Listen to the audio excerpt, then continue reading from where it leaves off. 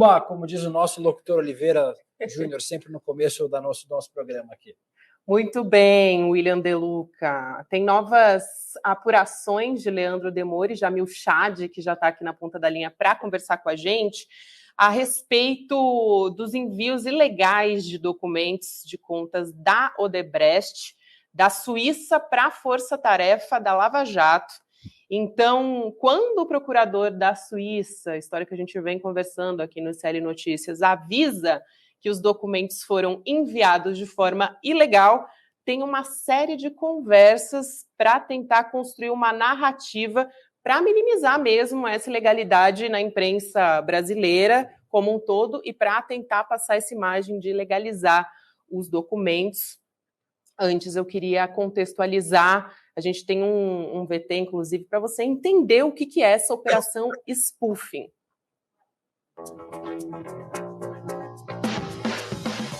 Operação Lava Jato, 2014. A investigação, originalmente, era para desvendar um esquema de corrupção que envolvia empresários e políticos brasileiros, mas virou a base para desmandos de procuradores liderados por Deltan Dallagnol, que, somados ao empenho de Sérgio Moro, formaram um dos maiores escândalos da história do direito penal do Brasil. Foi um claro precedente, aquela tradição de impunidade para esses crimes de corrupção, talvez estivesse chegando ao seu final. Operação Spoofing, 2019.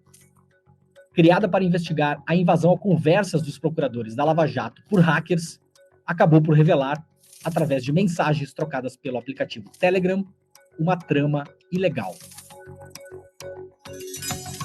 As conversas da Operação Spoofing estão sendo publicadas no ICL Notícias, no site UOL e na newsletter agrandeguerra.com.br.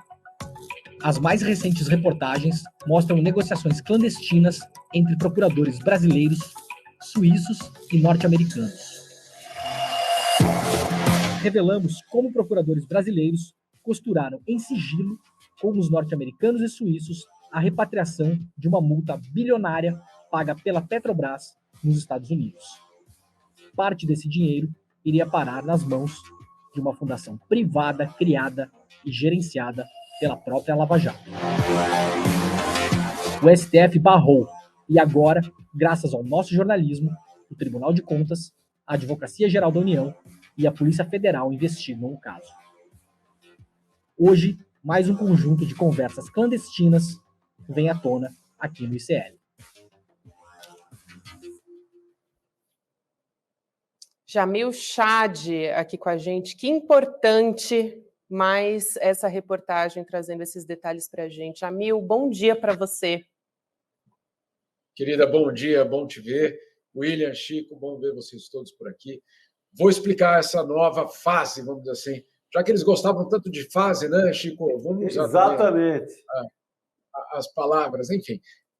Olha, o que nós trazemos hoje é uma matéria que mostra os bastidores de como, basicamente, os procuradores tratavam, inclusive, temas que eram, de uma forma muito clara, contrários ao próprio avanço da Lava Jato. Vou aqui explicar brevemente. No começo de 2016, o procurador suíço Stefan Lenz escreve para os procuradores brasileiros e diz o seguinte: tem uma má notícia.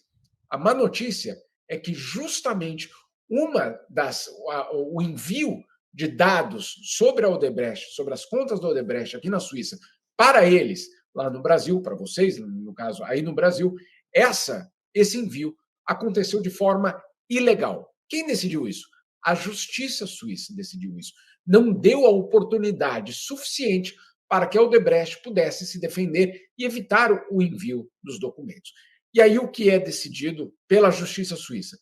Os documentos que já foram para o Brasil podem ficar no Brasil, eles não precisam retornar para a Suíça, mas eles não podem ser usados de forma alguma em nenhum processo, até que, de novo, o processo seja refeito na Suíça, ou seja, que os trâmites todos legais sejam feitos. Muito bem. Aí, o que é que diz Deltan Dallagnol? Escreve de volta e diz: isso vai soar como uma bomba aqui no Brasil. E aí há todo um plano para justamente minimizar essa informação. Há um plano para abafar o que aconteceu de fato na Suíça, que foi, sim, uma decisão que atrasa e acabou atrasando a Operação Lava Jato em meses, não dias, meses. Finalmente, no final de 2016, entre outubro e novembro, ou seja, quase 10 meses depois, a Suíça diz: ok, brasileiros, podem usar os documentos. Vão adiante, está tudo em ordem. Ou seja, no fim, a Suíça libera os documentos para serem utilizados. Só que, e aí essa é a matéria que nós trazemos, nós contamos como os procuradores brasileiros, em primeiro lugar, lá atrás, entre janeiro e fevereiro de 2016, dizem: olha, vamos minimizar esse caso, vamos abafar, basicamente, esse caso. E fazem um comunicado de imprensa, Chico, dizendo o seguinte: Odebrecht derrotada na justiça suíça, quando tinha sido exatamente o contrário. A Odebrecht tinha conseguido frear, pelo menos por alguns meses, o uso dos seus documentos pela Operação Lava Jato. O que eu quero dizer com tudo isso? Nós vemos como operava justamente os procuradores numa tentativa de abafar uma notícia ruim, porque os próprios suíços falaram que era ruim.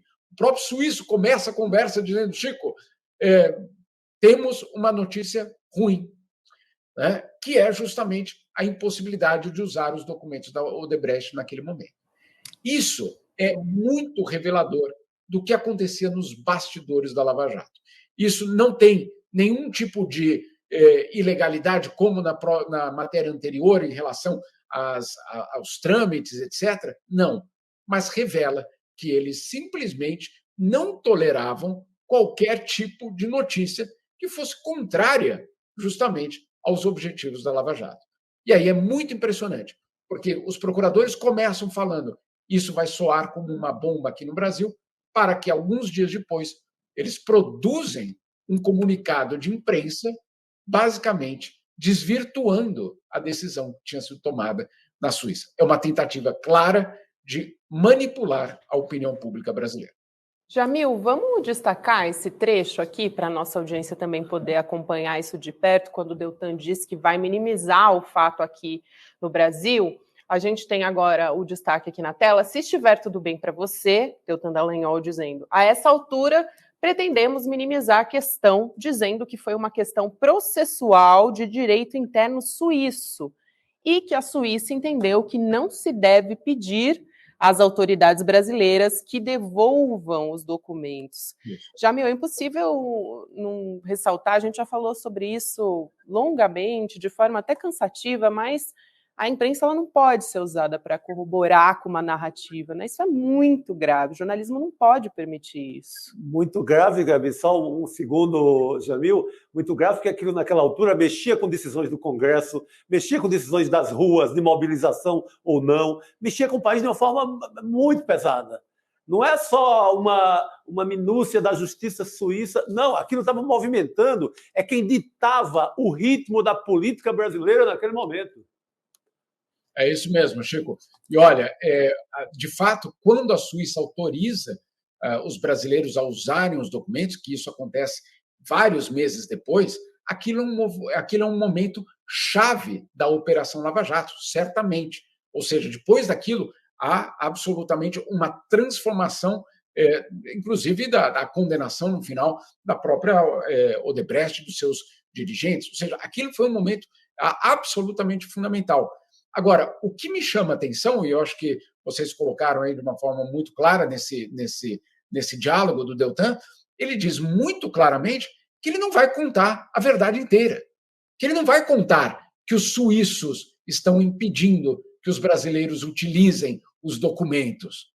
Isso não está ali, né? Ou seja, vamos minimizar e vamos dizer que as autoridades não precisam devolver os documentos. Verdade, até aí é verdade, não precisam devolver os documentos, mas não podem usar tampouco. E aí, cadê essa parte? E quando você lê, de fato, o comunicado de imprensa, que até hoje está no site do Ministério Público Federal, eu fui lá dar uma olhada, até hoje esse comunicado de imprensa está lá colocado, no dia 2 de fevereiro de 2016, ali fala Odebrecht derrotada. Ou seja, é muito sintomático isso, que você tenha os próprios procuradores tramando como transformar uma notícia ruim. Enfim, não sou eu que estou dizendo que é a notícia ruim, é o próprio procurador suíço que começa a conversa. Gente, temos uma notícia ruim. É assim que ele começa a conversa. Né? E transformar isso numa vitória deles mesmos. Pergunto. Ele fala perspectiva correta para a imprensa, né? Ele usa esse termo. E eu me pergunto, o que mais pode ter acontecido? Porque isso é um trecho só que nós temos. Claro, é a conversa inteira, desde o começo até o final. E isso é a grande vantagem agora de ter esse acesso às conversas deles, de que nós não estamos falando de 2 ou 3 diálogos, nós temos dias, mais dias e mais dias de diálogos que mostram justamente a construção dessa desinformação. Então, se nós estamos falando de desinformação agora, em 2022, 2023, etc., quando a gente pega isso em 2016, né, William, né, Chico? Quando a gente pega isso em 2016 e se dá conta que, entre eles basicamente organizaram uma desinformação, é de arrepiar, no caso, né? É de arrepiar. Você coloca de uma forma, Jamil, assim, que eu acho que é perfeita, né, Chico, William, que é organizar uma desinformação, é isso. É uma notícia falsa. Como transformar, se fosse para editar um livro de autoajuda, como transformar uma ilegalidade, ou seja, uma derrota, em uma boa notícia. Gente, isso nem uma operação publicitária envolvendo as maiores agências do Brasil conseguiria. Como operar um milagre a partir de uma ilegalidade. Por que a gente quis trazer isso, pessoal? Isso é importante a gente entender, porque na semana passada nós trouxemos justamente as negociações, o próprio Deltan falando que as negociações com os americanos eram sigilosas, né? Isso levou o Ministério da Justiça a pedir que a Polícia Federal, então, faça uma investigação sobre todos esses acordos. Por que nós trouxemos essa especificamente? Para a gente entender de que forma eles mesmos tratavam das notícias, das informações, das decisões do judiciário suíço ou de qualquer outro lugar do mundo e transformavam isso em notas à imprensa no Brasil. Né? Então, isso é muito importante a gente entender que, sim, nós, imprensa, e isso não tem nenhuma dúvida, fomos utilizados, né? e que houve uma organização, isso não aconteceu por acaso, os diálogos mostram isso, que, como o Chico falou, você parte de uma notícia ruim, e que de fato foi ruim, tanto que atrasou a Lava Jato em vários meses. Isso é janeiro de 2016. A Lava Jato só pode usar os documentos da Odebrecht em novembro de 2016. De janeiro a novembro, esse foi o atraso que essa decisão da Justiça Suíça causou. Então, não é por acaso que nós estamos trazendo isso. Estamos trazendo, basicamente, uma decisão chave de toda a Operação Lava Jato e como ela foi tratada nos bastidores. Foi transformada de uma notícia ruim, que o próprio Deltan Dallagnol diz na mensagem, isso vai soar como uma bomba aqui no Brasil, ele diz isso aos suíços, ou seja, ele reconhece que a notícia era ruim. Vários outros procuradores dizendo, estamos preocupados com essa decisão, e disso tudo é transformado justamente em uma notícia boa. Vocês, não sei se tem aí esse trecho especificamente, mas existe uma parte dele, dessa conversa, em que Deltan Dallagnol fala para fazer um brainstorming, né? Vamos pensar aqui junto sobre como que a gente pode fazer para isso não soar ruim aqui no Brasil, ou aí no Brasil. Né? Não é exatamente esse trecho que vocês estão vendo agora, mas é um trecho que ele basicamente fala, vamos explorar opções, e aí uma delas é justamente a dizer que é inevitável que esses documentos cheguem ao Brasil. Tentando, insisto... Não, vai lá, Jamil, depois eu destaco, eu ia só ler esse trecho aqui para você, mas, por favor, ótimo, depois eu faço isso. Não, leia, pode ler, que é importante também. é esse que ele fala que a notícia vai soar como uma bomba, né? Embaixo ele diz: gostaríamos de estar preparados para colocar os fatos sob a perspectiva correta para a imprensa, quando esse assunto vier a público, provavelmente hoje ou amanhã, eu acho. Ele está conversando ali. Você poderia compartilhar conosco o raciocínio ou a decisão ou a própria decisão? Depois disso, outra pergunta independente da primeira. Poderíamos revelar publicamente os termos da decisão, na medida em que isso seja necessário para esclarecer o que aconteceu? Muitas dúvidas estão surgindo aqui, como, por exemplo, se o tribunal disse que a Odebrecht, tem o direito de recorrer, então os documentos poderiam ter sido enviados somente após a decisão? Quer dizer, ele está ali especulando, construindo essa conversa, né, Jamil? Não sei se é exatamente esse trecho, mas me pareceu aqui que tem a ver com isso que você está falando, né? Exato. E aí ele continua justamente nessa questão, dizendo assim: talvez pudéssemos ter uma outra teoria sobre a mesa. Como teoria, Chico? Desculpa. Como teoria? Eu pensei que eram fatos que a gente tratava aqui, né? Mas olha, talvez pudéssemos ter outra teoria sobre a mesa. Descoberta inevitável. Se os documentos viessem de qualquer maneira. Apenas um brainstorming aqui. Perfeito. Ele usou realmente o termo brainstorming, né? Isso. Mas a questão é uma teoria. E se os documentos inevitavelmente chegassem? Ou seja, como vocês estão vendo, é a construção de uma narrativa. E o que nós vimos, sim, durante a Operação Lava Jato, foi, sim, uma construção de uma narrativa. Tem aquele livro, né, Chico, muito importante, Contra a História Única, né? Não tem a... Sim. Então, é um pouco disso que nós estamos tentando aqui fazer, mostrar que a história da história única, ela obviamente tem os seus limites, e que essas conversas revelam basicamente como essa narrativa foi construída. Muito bem, Jamil, exatamente isso, né? Como nasce uma narrativa. Vocês trazem isso muito bem, quero parabenizar pela reportagem, a você, o Leandro Demore. Obrigada por vir aqui também nos explicar os detalhes disso tudo. Jamil, um beijo para você, boa sexta-feira. Para vocês também, bom fim de semana. E já vou adiantando, segunda-feira tem mais.